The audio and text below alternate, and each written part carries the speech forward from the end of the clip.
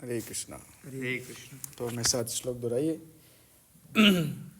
यावान अर्थः उदपाने, यावान अर्थः उदपाने, सर्वथा संप्लुता उदके, सर्वथा संप्लुतोदके, तावान सर्वेषु वेदेषु, तावान् सर्वेषु वेदेषु, ब्राह्मणस्य विजानतः, ब्राह्मणस्य विजानतः, यावान अर्थः उदपाने, यावान् अर्थः उदपाने, सर्वथा संप्लुतुदके, सर्वथा संप्लुतोदके, तावान सर्वेषु वेदेषु, तावान् सर्वेषु वेदेषु, ब्राह्मणस्य विजानतः,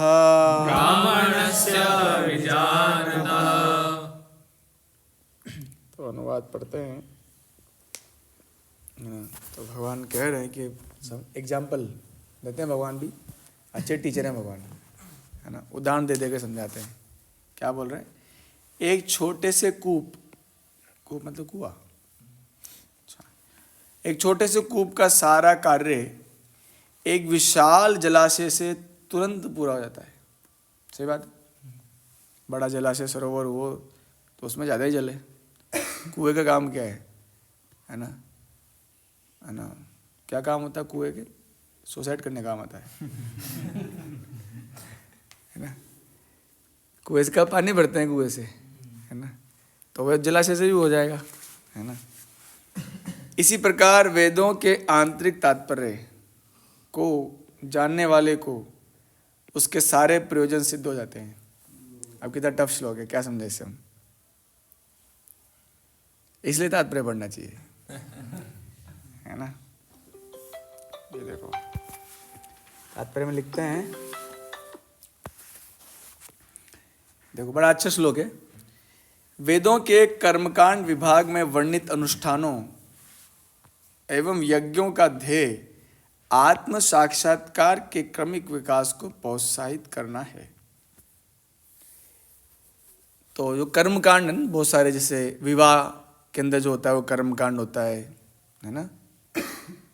दो चीजें बताई गई है वैदिक शास्त्रों में, एक कर्म कांड, एक उपासना कांड। हम लोग जो कर रहे हैं उपासना है ना, भक्ति मार्ग, ये उपासना है। लेकिन सब लोग तो भक्ति नहीं करते हैं, है ना। यानी में वो धर्म, अर्थ, काम और मोक्ष, है ना। मोक्ष को भी थोड़ा बहुत भगवान की तरफ मान सकते हैं। बाकी धर्म, अर्थ और काम, ये सब चीज़ें, इसको पूरा करने के लिए तो कर्मकांड ही करना पड़ता है ना।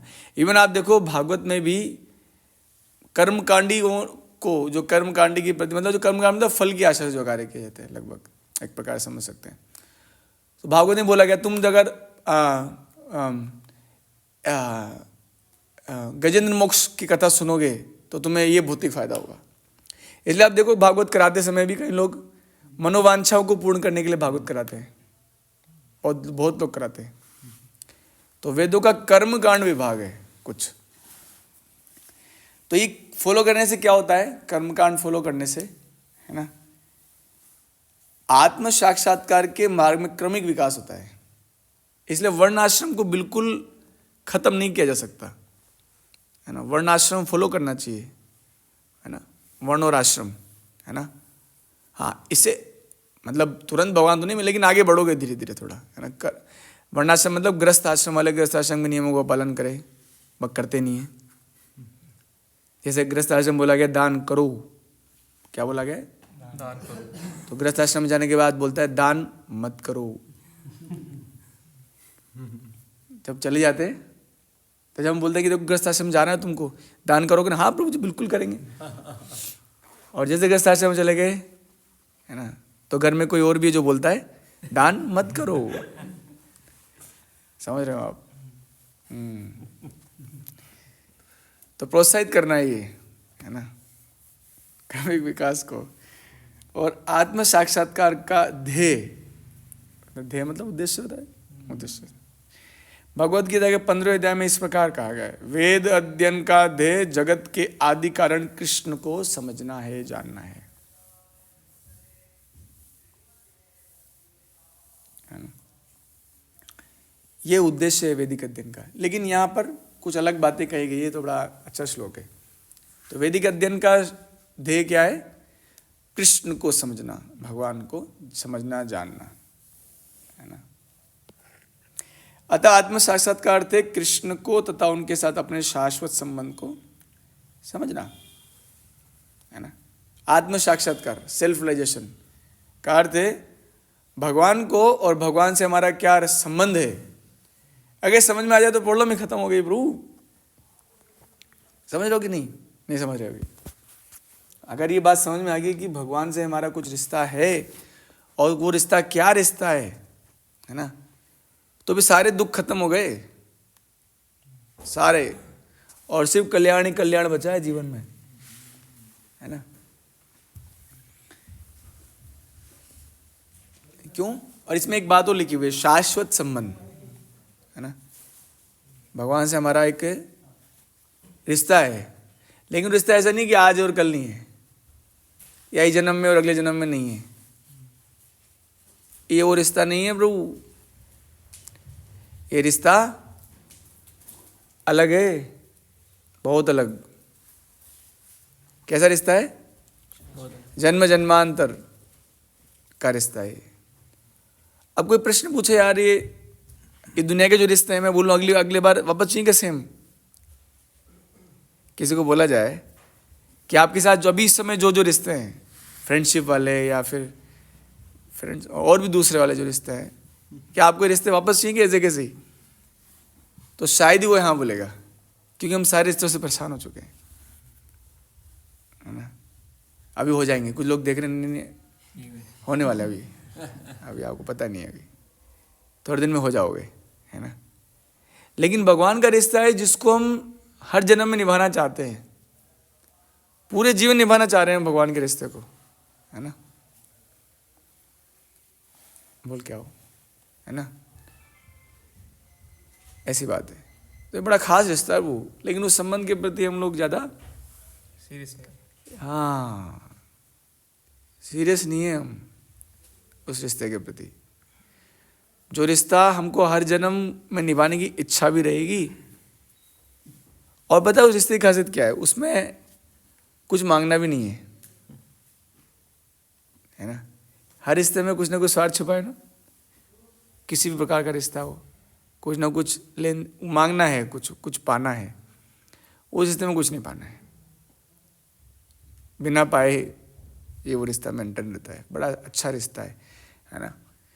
और उस रिश्ते में ही हमारा सर्वोच्च सुख छुपा हुआ है, सबसे अच्छा। लेकिन we are not serious. Serious हो जाएंगे तो सब हो जाएगा। वो कृष्ण के साथ जीवों के संबंध का भी उल्लेख गीता में हुआ है, फिर 15 अध्याय में हुआ है। हमारा भगवान से क्या रिश्ता है? श्लोक है ना, ममे वांशु जीव लोके जीव भूता सनातना। ये सुन के ही खुश हो जाना चाहिए। वो ऐसा रिश्ता है जिसका प्रारंभ कभी नहीं हुआ, इसलिए उसका अंत कभी नहीं हो सकता। अब कोई रिश्ता जिसका प्रारंभ नहीं होता और अंत नहीं होता, वो बहुत स्पेशल रिश्ता है, को समझने का प्रयास करना चाहिए। थोड़ा बुद्धिमान है ना हम लोग, मनुष्य, विवेक दिया हुआ है भगवान ने। आप देखो, हर रिश्ता प्रारंभ हुआ है आपके जीवन में, और वो किसी ना किसी कारण से हुआ है। अब मैं एक्सप्लेन नहीं करूंगा, नहीं तो आधा घंटा जाएगा इसमें। हर रिश्ता जो भी आप देख रहे हो, उस हर रिश्ते में आप देखो वो किसी कारण से चालू हुआ, कोई कारण था उसका, कोई हेतु था। भगवान का रिश्ता अभी भी भगवान उस रिश्ते को निभा रहे हैं, कोई कारण नहीं है। जैसे मैं कहता हूँ ना कि हमारी जो बेसिक नेसेसिटीज है जीने के लिए, वो सब फ्री ऑफ कॉस्ट है। और फ्री ऑफ कॉस्ट वही चीज़ दी जाती है जो बड़े प्रेम में दी जाती है ना। और सबको उपलब्ध है, सबके लिए है, फ्री ऑफ कॉस्ट चीज़ें हैं, है ना। भगवान ने तो सभी दिया है, हार्ट, लीवर, ये सबका कीमत तो अब डॉक्टर लोग लगाते हैं, ब्लड का भी लगा लेते हैं, लेकिन भगवान ने दिया है। कोई कीमत नहीं है इसकी। जो कीमत नहीं है शायद इसलिए उसकी वैल्यू नहीं है। आप समझ पा रहे हो? कीमत नहीं है उस रिश्ते की, उस वस्तु की। सूरज की रोशनी की कीमत नहीं देते हम, है ना। और जो चीज़ फ्री है ना, इसका मतलब है ना बहुत इंपॉर्टेंट है। हालांकि हम लोग इतने बुद्धिमान नहीं जो सोच सके, बुद्धिहीन है हम लोग, मानते हो कि नहीं आप? हम सब बुद्धिहीन है कि जो चीजें फ्री मिल रही है उस पर ध्यान नहीं है, जो कि बड़ी प्रेम से दी गई है ना, ये चीज। तो भगवान से रिश्ता है, हम उनके अंश हैं, और प्रत्येक जीव द्वारा कृष्ण भाव जागृत करना वैदिक ज्ञान की सर्वोच्च पूर्ण अवस्था है। हाँ, अब देखो एक श्लोक दिया हुआ है भागवतम में, अहो बत स्वपचो गरियान यजीवाग्र नाम तुभ्यम ते पुस्तक जुहु। बहुत श्लोक कठिन है। सस्नु यारा ब्रह्मनु चूर्णाम ग्रंथि थे, इतना कठिन है उसको बोलना ही। फिर भी लोग बोलते हैं कि शास्त्र को किसने लिख दिया, बोला नहीं जा रहा इसको। हे प्रभु, आपके पवित्र नाम का जप करने वाला भले ही चांडाल, चांडाल मतलब जो कुत्ते को भी पकड़े खा जाते हैं, वहाँ चांडालों के मोहल्ले में कुत्ता नहीं होता है, कुत्ता भटक भी नहीं सकता वहाँ से। चाइना कुत्ता जो होता है चांडाल लोग खा जाते हैं, कुत्ते को भी खा जाते हैं। हाँ, मतलब इसमें चाइनीज चांडाल होंगे वो। जैसे चांडाल में भी कोई उत्पन्न ना हो, कोई उत्पन्न हुआ हो, मान लो इतना नीच कि वो कुत्ते को भी पकड़े खा जाए, है ना। किंतु वह चांडाल भी आत्म साक्षात्कार के सर्वोच्च पद पर स्थित होता है। अगर ऐसा व्यक्ति अवश्य ही वैदिक अनुष्ठानों के अनुसार सारी तपस्या किए हुआ होता है और अनेक बार तीर्थ स्थानों में स्नान करके वेदों का अध्ययन किया होता है, ऐसा व्यक्ति आर्य कुल में सर्वश्रेष्ठ माना जाता है, अगर वो आपके पवित्र नाम का जप करता हो तो। बताइए, मतलब नाम जप जो कर पा रहे हैं वो क्या कर चुके हैं, सब तीर्थों में स्नान कर चुके हैं, इसलिए आपको कहीं नहीं जाना। अब जगन्नाथ की ट्रिप कैंसिल करो। वेदों का अध्ययन कर चुका है वो, है ना, और सारी तपस्याएं कर चुका है, सारे अनुष्ठान कर चुका है ना। कौन कौन? आपके पवित्र नाम का जप करने वाला। कितना महान होता है। आप लोगों को लगता है कि इतना आसान है? थोड़ा बाहर जाइए एक बार, हम जाते हैं सब जगह, ये बहुत कठिन है भाई। आप तो उस उम्र में कर रहे हो जब तो जरूरत ही नहीं महसूस नहीं होती आपको, है ना। इसलिए एक दूसरे की वैल्यू करना सीखो। खुद को मत महान मानो, दूसरों को तो मानो। एक दूसरे की वैल्यू करो कि वो सारे प्रभु ही सारे यज्ञ कर चुका है, सारे कुंडों में स्नान कर चुका है, सब कुछ कर चुका है ना। इसकी कितना रिस्पेक्ट करना चाहिए, है ना। अतः मनुष्य को इतना बुद्धिमान तो होना ही चाहिए कि केवल अनुष्ठानों के प्रति आसक्त ना रहकर वेदों के उद्देश्य को समझे और अधिक इंद्रिय तृप्ति के लिए स्वर्ग लोग जाने की कामना ना करे। कुछ लोग स्वर्ग लोग जाने के लिए करते हैं, है ना। कितना बेकार है कुछ चीजें स्वर्ग जाने के लिए। कई सारे धर्म है ना, उसमें सिखाते हैं कि इतने हुरे नूरे मिलेंगे। किसी ने पूछा कि इतनी हुरे नूरे मिलेंगी, तो प्रभु जी लोग को तो हुरे मिलेगी, स्त्रियों को क्या मिलेगा? हुरा मिलेगा। तो इसका मतलब ये प्रभु जी सच है। कुछ लोग सच में स्वर्ग जाना चाहते हैं, आपको बड़े मजाक लगता है। हमारे इसमें हमारे कल्चर में भी है। एक्चुअली हम लोग को ना स्वर्ग का वर्णन नहीं सुना हमने, इसलिए ऐसा हो रहा है। हम लोग स्वर्ग का वर्णन सुन लेंगे ना, बोलो छोड़ो भगवत धाम यहीं चलते हैं। भगवत धाम में तो यार सेवा करनी पड़ेगी, या तो सेवा होगी हमारी, या तो सेवा चलेगी हमारी। स्वर्ग ही चलते हैं, ऐसा करते हैं, गाँव में ऐसा ही बोलते हैं, और थोड़ा ढंग का काम कर ले सब चल जाएगा, है ना। स्वर्गवासी भी बोलते हैं ना, आप स्वर्गवासी हो गए। तो स्वर्ग लोग की कामना करते हैं कुछ लोग। अब सोचो, बताओ भक्ति कितना ऊंचा है, और उसको हम ऐसे ही सोचते हैं।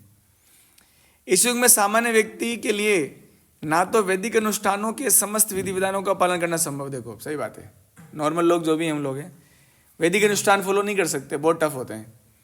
और ना सारे वेदांत और उपनिषदों का अध्ययन कर पाना सहज है। गीता नहीं पढ़ी जा रही यहाँ, तो सारे वेद क्या पढ़ेंगे।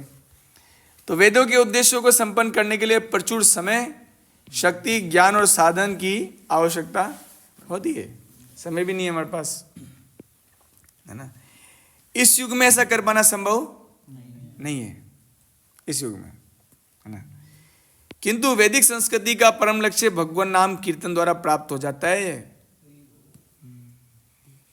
बता रहे हैं इसमें जो वैदिक संस्कृति है, वैदिक सिविलाइजेशन जो है, वो आपको सिंपल प्राप्त हो जाएगा भगवान के नाम जप करने से। अब क्योंकि इतना सिंपल है ना, इसलिए रुचि नहीं है लोगों की। अरे यार इसमें क्या है, कोई बहुत बड़ा महायज्ञ करो, स्वाहा चल रहा हो तो सही लग रहा है, अब ठीक लग रहा है यार, आप बड़े बड़े टेंट बांध दिए हो तो ओह ये सही है, ये सही चल रहा है। वो जप करना है क्या, हरे कृष्णा जप करना है, इसमें क्या है, ये कोई क्या है, हरे कृष्ण क्या है, इससे क्या हो जाएगा।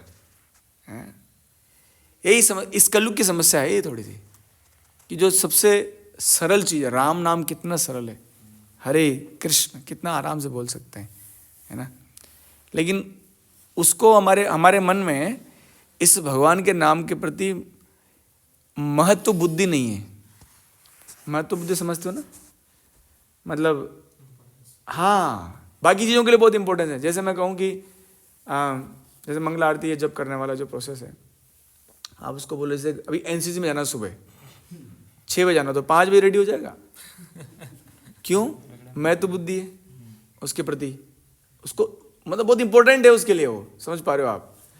एग्जाम देने जाना हो, रात भर नहीं सोएगा, सुबह भी नहीं सोएगा, और एग्जाम देने के बाद सो जाएगा। इतनी टेंशन है उसकी, क्योंकि हमारे मन में उसके लिए महत्व है।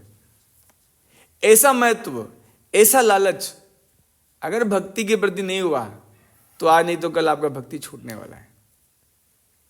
समझ लो, महत्व, इंपॉर्टेंस है ना।